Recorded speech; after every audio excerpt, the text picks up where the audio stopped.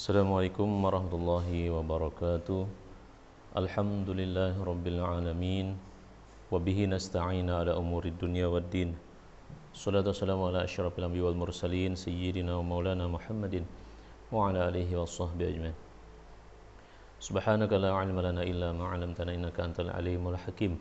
Wa la hawla wa la quwwata illa billahil aliyyil azim. Qala al-musannif rahimahullahu taala wa nafa'ana bi ulumihi fid dharain amin. Alhamdulillah, pada kesempatan kali ini kita bisa melanjutkan pelajaran kita, yaitu untuk kelas 12.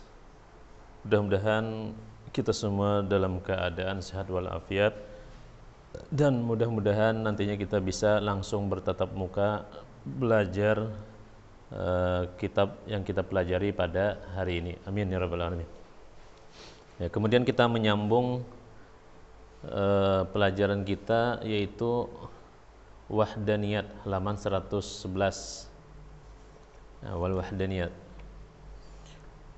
ay la saniya lahu fi zatihi wala fi sifatihi wala fi af'alihi.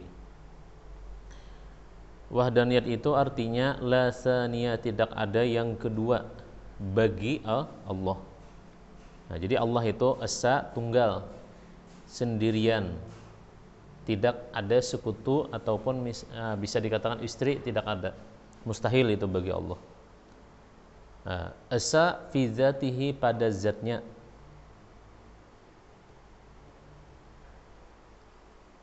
Kemudian wa fi sifatihi wa fi af'alihi, pada sifatnya dan pada segala perbuatannya. Ya, mungkin sini la-nya tadi bisa dikatakan, kalau nya di kita apa? Kalau nya kita buat Allah itu wala fi sifatihi, dan tidak esa pada sifatnya, akan janggal. Lalu kita buang aja kalimat la-nya ini. Fi sifatihi wa la fi af'alihi. Nah, buang langsung aja wa fi sifatihi wa fi af'alihi. Allah itu esa pada zat, pada sifat, dan pada segala perbuatannya. Wal wahdaniyatu, dan wahdaniyat fi haqqihi ta'ala, pada hak Allah ta'ala, ibaratun an nafyil kasrati fi zati wa sifati wal af'al, ungkapan daripada menolak kasrati, berbilang atau banyak, wasfizat, pada zatnya, wasifat, pada segala sifat, wal af'al, dan segala perbuatannya.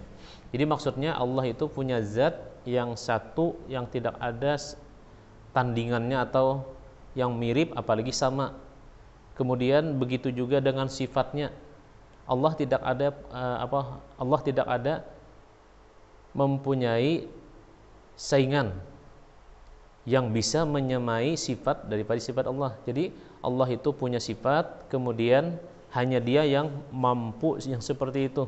Manusia, binatang, jin, kemudian malaikat atau siapapun, tidak ada yang bisa mampu menyamai walaupun hanya satu sifat. Wal af'al, dan segala perbuatannya. Jadi apapun yang Dia kerjakan, yang terjadi, itulah yang dikehendakinya. Dan tidak ada yang bisa merubah itu, mengendalikan itu. Nah, jadi Allah lah yang berkuasa, yang melakukan semua kejadian apa yang terjadi di dunia atau di alam ini. Nah, jadi semuanya perbuatan Allah. Fanafyul kasrati fi dzati yastalzimu alla yakuna jisman yaqbalul inqisam. Maka menolak berbilang atau menolak banyak, fi dzat, pada zat, yastalzimu, melazimi, alla yakuna, bahwa tidak ada Tuhan itu jisman, punya tubuh. Karena yaqbalul inqisam, tubuh itu menerima dibagi. Nah, kalau zat Allah tidak bisa dibagi. Kalau manusia, binatang bisa dibagi. Ayam misalnya kita potong berapa, terserah yang memotong, bagi 100, bagi 50, bagi 25, bisa dibagi.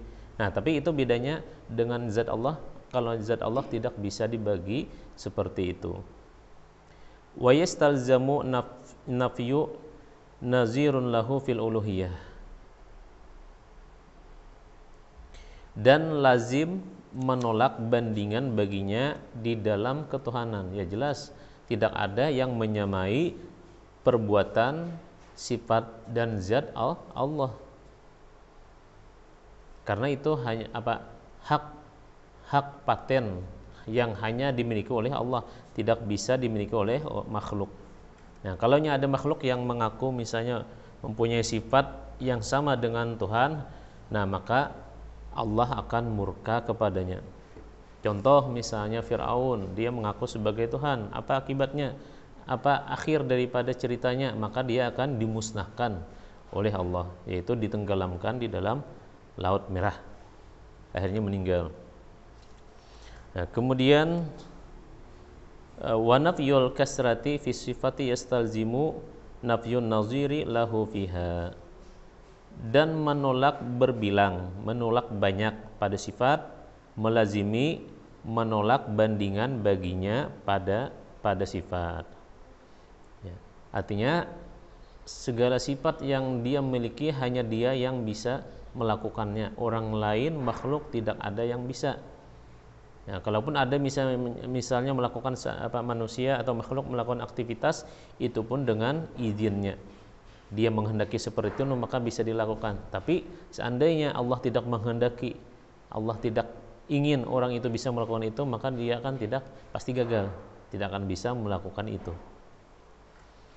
Nah, kemudian wanab yul kasrati fil af'ali yastalzimu infiraduhu biha bila qasimin lahu fiha. Dan menolak berbilang pada perbuatan, segala perbuatan, melazimi infiraduhu sendirinya, biha dengannya, bila qasimin lahu dengan tidak ada yang bisa dibagi baginya padanya perbuatan. Artinya perbuatan apapun yang terjadi di alam kita ini adalah semuanya dengan izin Allah. Dia yang memberlakukan itu semua. Apapun itu baik kejadiannya ataupun sebaliknya tidak baik. Nah, semuanya hakikatnya adalah Allah yang memberlakukan itu. Dia yang menghendaki seperti itu terjadi. Kemudian Allahu khaliqu kulli syai'in. Allah menciptakan, menjadikan tiap-tiap sesuatu. Nah, jadi apapun, baik itu benda mati, benda hidup, ataupun selain benda hidup ini misalnya, nah maka semuanya itu adalah ciptaan Allah yang Maha Esa. Sesuai dengan Pancasila kita, undang-undang kita, Pancasila, satu ketuhanan yang Maha Esa. Nah, artinya semua Allah itu Esa, Dia yang menciptakan seluruh apa yang ada di alam ini. Kemudian fahadhihi situ sifatin al-ula nafsiyatun wa hiyal wujud. Maka ini habislah pembahasan tentang wahdaniyat. Kemudian ini 6 sifat. Yang pertama nafsiyatun, sifat nafsiyah. Wa hiya al-wujud, yaitu al-wujud. Wujud artinya ada. Sifat nafsiyah. Wal khamsatu ba'daha salbiyatun. Dan 5 sesudah sifat wujud tadi adalah salbiyah. Salbiyah ini sifat yang menolak, yang tidak layak disandarkan kepada Allah. Nah, lalu sifat salbiyah inilah yang menangkis, yang menolak terhadap zat Allah, bahwa Allah ini tidak pantas seperti ini. Ai hadhihi allati taqaddamat minal 20 wajibati situ sifatil ula minha tusamma sifatun nafsiyatun. Artinya ini yang telah terdahulu daripada 20 sifat yang wajib. 6 sifat yang pertama daripadanya dinamakan sifat nafsiyah. Nah, jadi wujud itu adalah sifat Allah yang pertama. Kemudian itu adalah dikatakan sifat nafsiyah, artinya sifat yang menunjukkan diri Allah.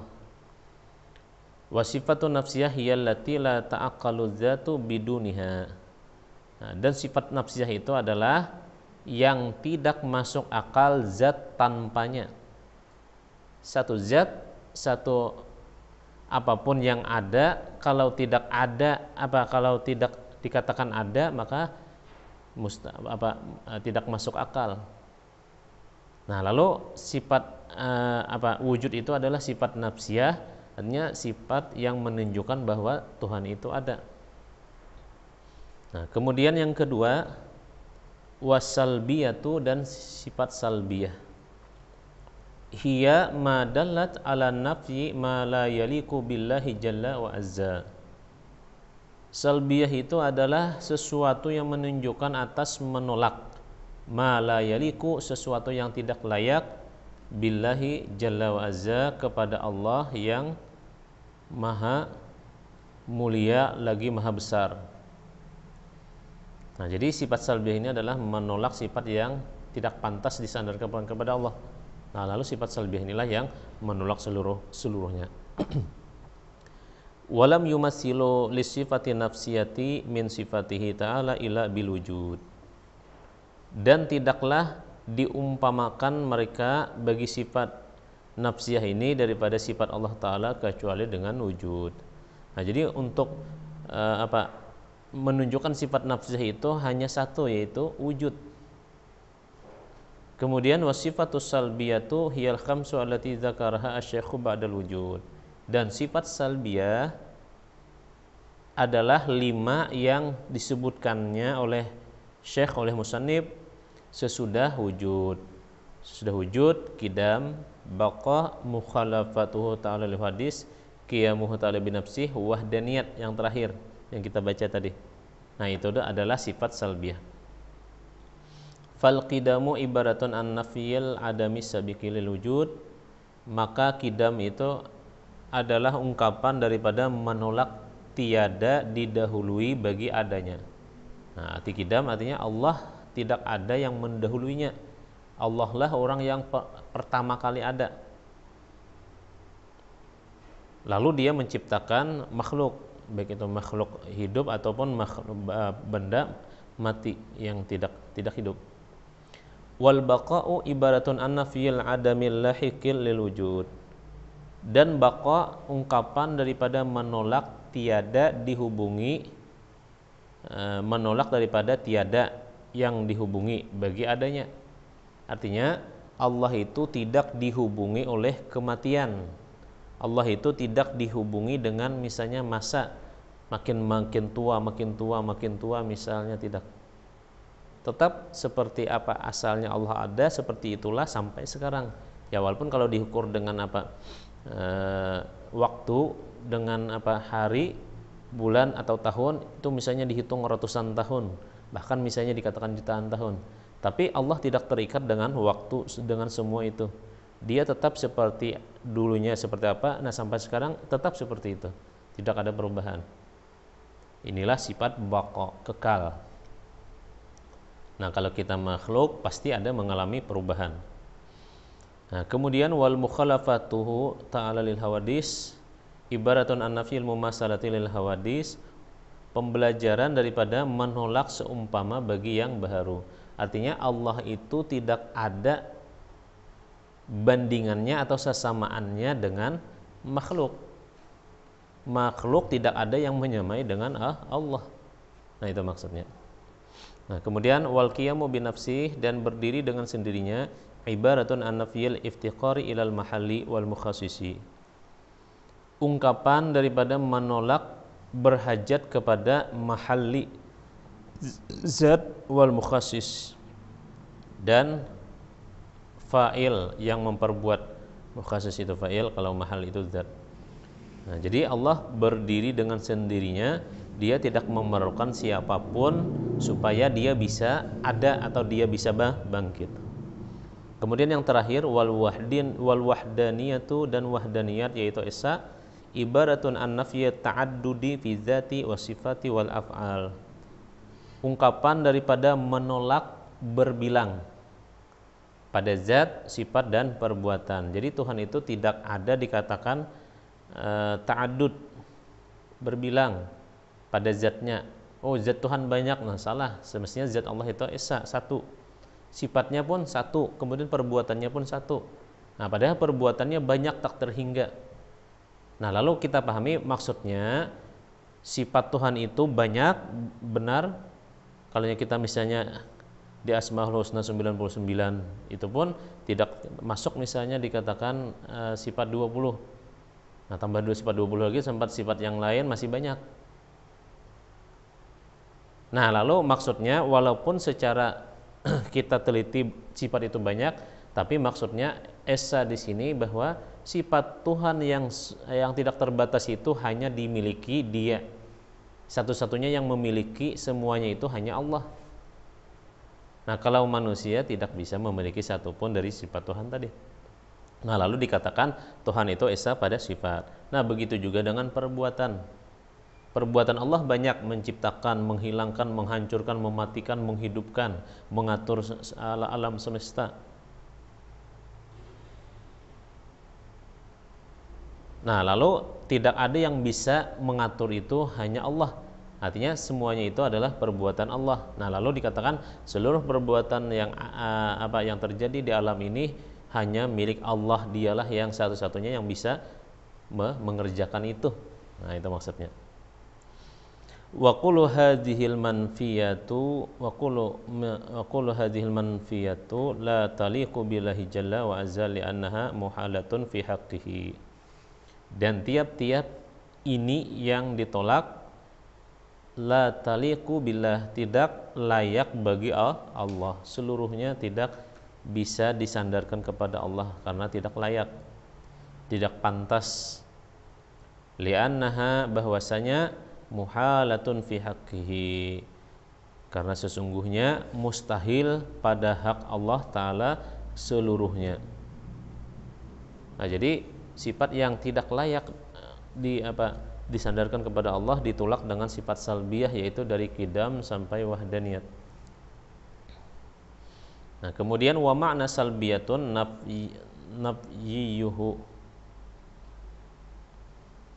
nafyiyatun. Wa makna salbiyah nafyiyatun. Arti salbiyah itu asalnya salibah yang mencabut. Lalu nafyiyatun menolak, artinya sifat penolakan yang tidak layak disandarkan kepada Allah lalu ditolak dengan sifat salbiyah, yaitu dari qidam sampai dengan wahdaniyat. Li'anna makna kullu wahidin minha nafyun naqsin. Karena bahwasanya makna atau arti tiap-tiap satu daripadanya adalah menolak kekurangan. Ta'alallahu anhu, maha tinggi Allah daripadanya. Li'anna salaba, karena bahwasanya salab itu huwan nafyu, yaitu menolak.